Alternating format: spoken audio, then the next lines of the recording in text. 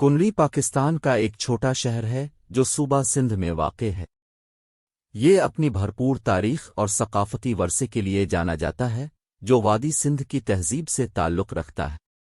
یہ قصبہ کسی زمانے میں تجارت کا ایک بڑا مرکز تھا اور یہ گندھارا دور میں بدھ مت کا بھی ایک اہم مرکز تھا۔ آج کنری ایک پرسکون اور پرامن شہر ہے جو اپنے خوبصورت فن تعمیر اور تاریخی مقامات کے لیے جانا جاتا ہے۔ اس علاقے کے کچھ قابل ذکر تاریخی مقامات میں قدیم بدھ استوپا اور صوفی بزرگ حضرت میاں میر کا مقبرہ شامل ہیں۔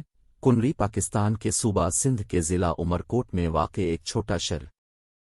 خیال کیا جاتا ہے کہ اس قصبے کی بنیاد بھاٹی راجپوتوں نے 16ویں صدی میں رکھی تھی۔ بھاٹی راجپوت ایک جنگجو قبیلہ تھا جو راجستھان، ہندوستان سے ہجرت کر کے اس علاقے میں آباد ہوا۔ کنری ماضی میں دریائے سندھ پر اپنے تصویراتی محل وقوع کی وجہ سے تجارت کا ایک اہم مرکز تھا۔ یہ قصبہ کپاس اور گنے کی پیداوار کے لیے جانا جاتا تھا اور یہ وسطی ایشیا اور مشرق وسطی سے آنے والے سامان کی ایک بڑی منڈی کے طور پر بھی کام کرتا تھا۔ 19ویں صدی میں برطانوی نوآبادیاتی حکومت نے کنری میں ایک ریلوے اسٹیشن قائم کیا جس نے اس کی معاشی اہمیت کو مزید بڑھا دیا۔ دوسری جنگ عظیم کے دوران اس قصبے نے فوجیوں کی بھرتی کے ایک بڑے مرکز کے طور پر بھی کام کیا۔ 1947 میں تقسیم ہند کے بعد بہت سے ہندو اور سکھ خاندان کنری سے ہندوستان چلے گئے اور قصبے کی آبادی اور معیشت میں کمی واقع ہوئی۔ حالیہ برسوں میں اس شہر میں کچھ ترقی اور جدید کاری ہوئی ہے، لیکن یہ اب بھی نسبتاً چھوٹی اور دیہی برادری بنی ہوئی ہے۔ کنری اپنے بھرپور ثقافتی ورثے کے لیے بھی جانا جاتا ہے، جس میں صوفی بزرگ حضرت عبدالوہاب شاہ کا سالانہ عرس امن وفات بھی شامل ہے، جس میں پاکستان بھر سے ہزاروں عقیدت مند آتے ہیں۔ اس قصبے میں کئی تاریخی یادگاریں بھی ہیں، جن میں پرانا قلعہ اور بھاٹی راجپوتوں کا مقبرہ بھی شامل ہے۔ کنری پاکستان کے صوبہ سندھ کے ضلع عمرکوٹ میں واقع ایک چھوٹا شہر۔ اس کی وادی سندھ کی تہذیب سے متعلق ایک بھرپور تاریخ ہے۔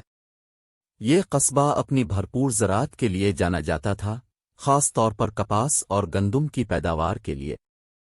مغل دور میں کنری تجارت کا ایک اہم مرکز تھا۔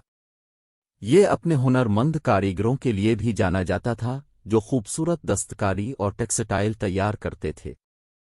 یہ قصبہ ملتان اور ٹھٹھہ کے درمیان تجارتی راستے پر بھی ایک اہم پڑاؤ تھا۔ برطانوی نوآبادیاتی دور میں کنری کپاس اور گنے کی پیداوار کا ایک اہم مرکز تھا۔ انگریزوں نے قصبے میں شوگر مل قائم کی جس سے علاقے میں خوشحالی آئی۔ یہ قصبہ تعلیم کا ایک اہم مرکز بھی بن گیا۔ اس دور میں بہت سے اسکول اور کالج قائم ہوئے۔ 1947 میں تقسیم ہند کے بعد بہت سے ہندو خاندان کنری میں اپنے گھر اور کاروبار چھوڑ کر ہندوستان چلے گئے۔ اس شہر نے اپنی معیشت اور آبادی میں کمی دیکھی۔ تاہم اس کے بعد سے حالیہ برسوں میں نئی صنعتوں کے قیام اور سیاحت میں اضافے کے ساتھ اس میں بحالی دیکھنے میں آئی ہے۔ آج کنری اپنے بھرپور ثقافتی ورثے، خوبصورت یادگاروں اور تاریخی مقامات کے لیے جانا جاتا ہے۔ یہ وادی سندھ کی تہذیب اور صوبہ سندھ کی تاریخ میں دلچسپی رکھنے والے سیاحوں کے لیے بھی ایک مقبول مقام ہے۔ کنری ایک چھوٹا سا شہر ہے جو پاکستان کے صوبہ سندھ کے ضلع عمرکوٹ میں واقع ہے۔ اس کی آبادی تقریباً 20,000 افراد پر مشتمل ہے اور یہ اپنے بھرپور ثقافتی ورثے اور تاریخ کے لیے جانا جاتا ہے۔ قصبے کی تاریخ وادی سندھ کی تہذیب سے متعلق ہے کیونکہ خیال کیا جاتا ہے کہ یہ قدیم تہذیب کا حصہ رہی ہے۔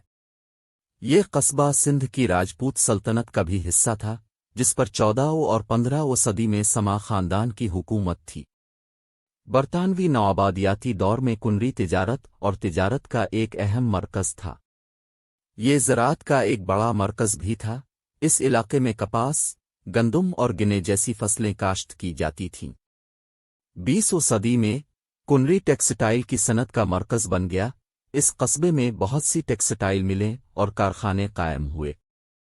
اس کی وجہ سے پاکستان اور ہندوستان کے دوسرے حصوں سے لوگوں کی آمد ہوئی جو ٹیکسٹائل کی صنعت میں کام کرنے آئے تھے۔ آج کنری اپنی خوبصورت یادگاروں اور مندروں کے لیے جانا جاتا ہے، بشمول اجمیری قلعہ اور بھگوان شیو کا مندر۔ یہ قصبہ سیاحوں کے لیے بھی ایک مقبول مقام ہے جو اس کے بھرپور ثقافتی ورثے اور تاریخ کو تلاش کرنے آتے ہیں۔ کنری پاکستان کے صوبہ سندھ کے ضلع عمر کوٹ میں واقع ایک چھوٹا شہر۔ اس قصبے کی وادی سندھ کی تہذیب سے متعلق ایک بھرپور تاریخ ہے۔ مغل دور میں کنری تجارت کا ایک بڑا مرکز تھا۔ یہ ٹیکسٹائل اور دستکاری کی تیاری کے لیے بھی جانا جاتا تھا۔ یہ قصبہ تصوف کا ایک اہم مرکز بھی تھا، جہاں بہت سے صوفی بزرگ اور علماء مقیم تھے۔ برطانوی نوآبادیاتی دور میں کنری کپاس کی پیداوار اور تجارت کا ایک بڑا مرکز تھا۔ اس قصبے میں ایک بڑا ریلوے اسٹیشن بھی تھا جو اسے خطے کے دوسرے بڑے شہروں سے ملاتا تھا۔ 1947 میں تقسیم ہند کے بعد بہت سے ہندو اور سکھ خاندان کنری سے ہندوستان چلے گئے۔ تاہم یہ قصبہ زراعت اور تجارت کا ایک اہم مرکز بنا رہا۔ آج کنری ایک چھوٹا لیکن ہلچل والا شہر ہے جو اپنے تاریخی بازاروں، خوبصورت مندروں اور بھرپور ثقافتی ورثے کے لیے جانا جاتا ہے۔ یہ زراعت کا ایک اہم مرکز بھی ہے، جس کے آس پاس کے علاقوں میں بہت سے کسان کپاس، گندم اور دیگر فصلیں اگاتے ہیں۔ کنری پاکستان کے صوبہ سندھ کے ضلع عمر کوٹ میں واقع ایک چھوٹا شہر۔ اس قصبے کی ایک بھرپور تاریخ ہے جو وادی سندھ کی تہذیب سے متعلق ہے۔ یہ علاقہ اپنے بھرپور قدرتی وسائل بشمول تانبے کی کانوں کے لیے جانا جاتا تھا۔ مغل دور میں یہ قصبہ مغلوں کی حکومت میں تھا اور اپنی زرعی زمین کی وجہ سے جانا جاتا تھا۔ یہ قصبہ کپاس اور ٹیکسٹائل کی پیداوار کے لیے بھی جانا جاتا تھا۔ 19ویں صدی میں انگریزوں نے اس علاقے کو نوآباد کیا اور کنری میں ریلوے اسٹیشن قائم کیا۔ اس کی وجہ سے اس قصبے کو تجارتی مرکز کے طور پر ترقی ہوئی۔ یہ قصبہ کپاس اور ٹیکسٹائل کی پیداوار کا ایک اہم مرکز بھی بن گیا۔ تحریک پاکستان کے دوران یہ قصبہ سیاسی سرگرمیوں کا مرکز تھا۔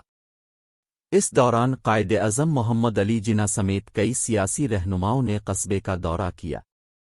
آج کنری ایک چھوٹا سا شہر ہے جس کی آبادی تقریباً 25,000 افراد پر مشتمل ہے۔